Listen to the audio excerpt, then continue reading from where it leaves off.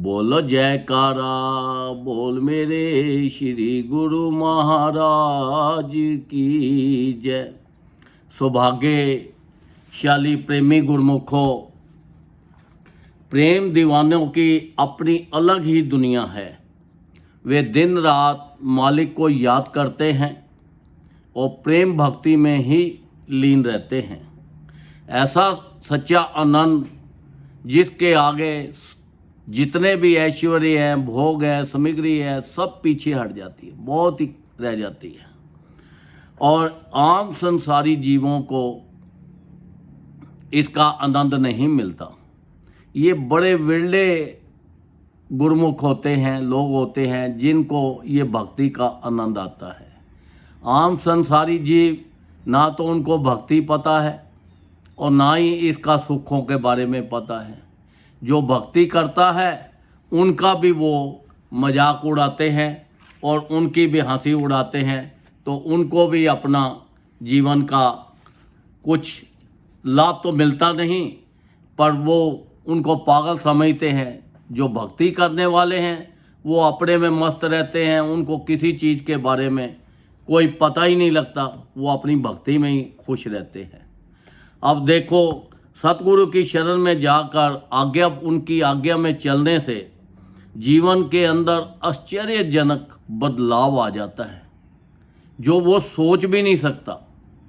अब वो देखो, काग से उसको वो क्या बोलते हैं, काग से हंस बना देते हैं।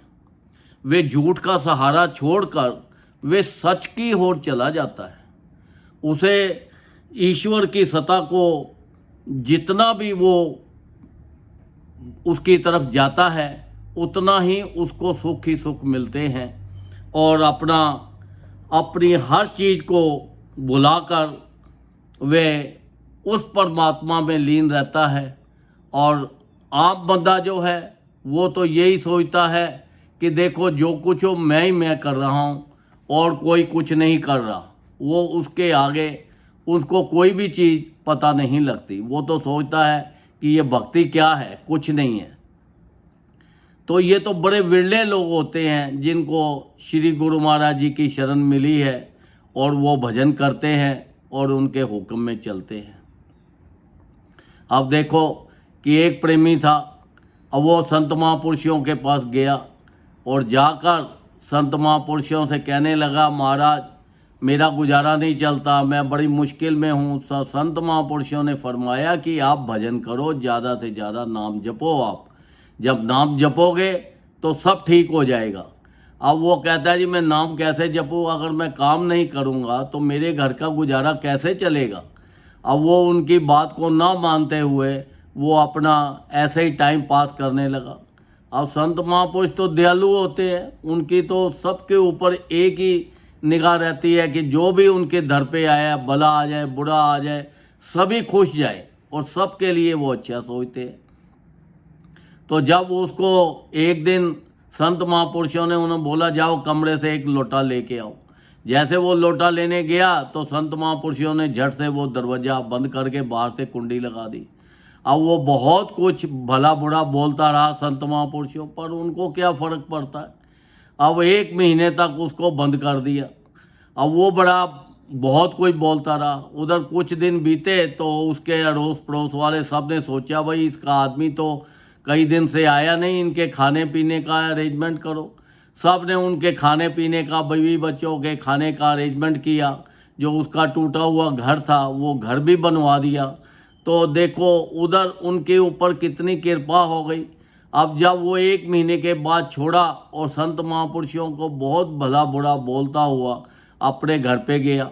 जब घर पे गया तो जाके क्या देखता है, बच्चा पहले से ज़्यादा बढ़िया खा रहे हैं और पहले से ज़्यादा बढ़िया आनंद ले रहे हैं, और घर टूटा हुआ था वो भी साबुत हो गया।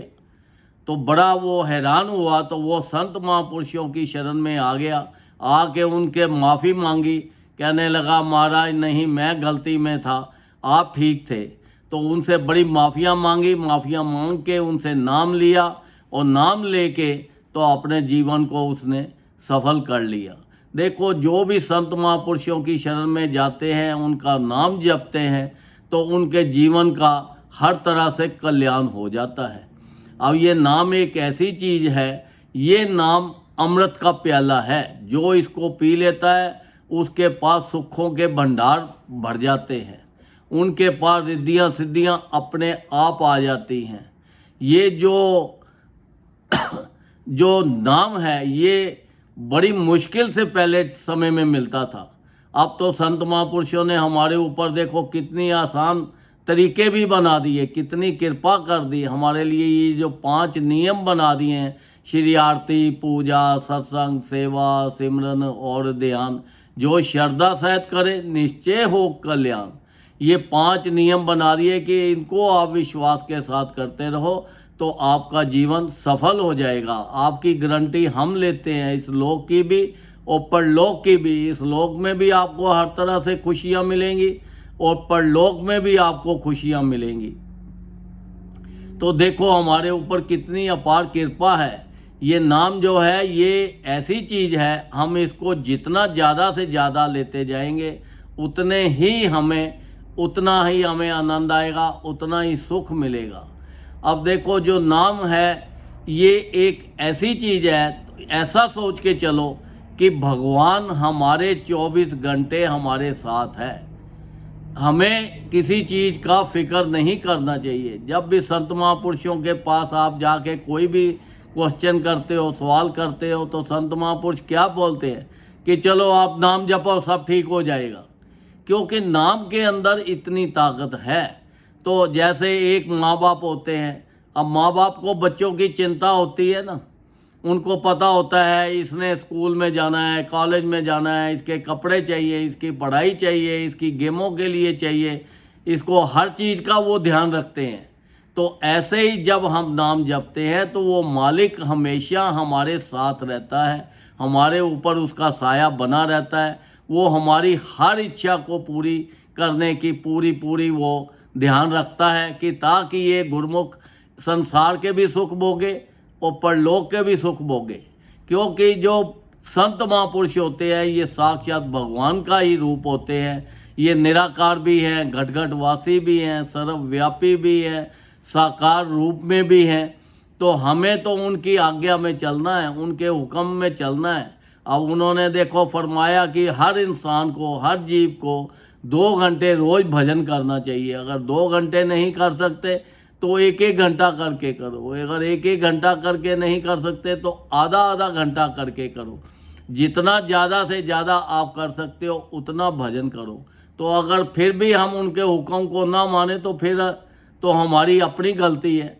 तो इसलिए हमें तो ज़्यादा से ज़्यादा उनके हुक्म में चलना है।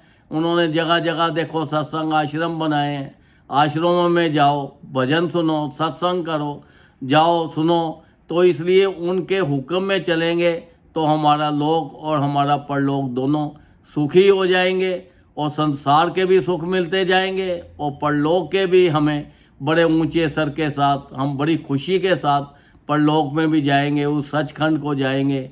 ये 84 लाख योनि से बच जाएंगे, क्योंकि ये 84 लाख योनि में बहुत दुख ही दुख है। जो मालिक ने हमें ये मनुष्य देह दी है, बड़ी मुश्किल से दी है। ये मनुष्य देह का पूरा लाभ उठाना है और अपना ज़्यादा से ज़्यादा भक्ति करके, भजन करके अपने जीवन का लाभ उठाते हुए ये अपने लोक और परलोक को दोनों को सुखी करना है। बोलो जयकारा, बोल मेरे श्री गुरु महाराज की जय।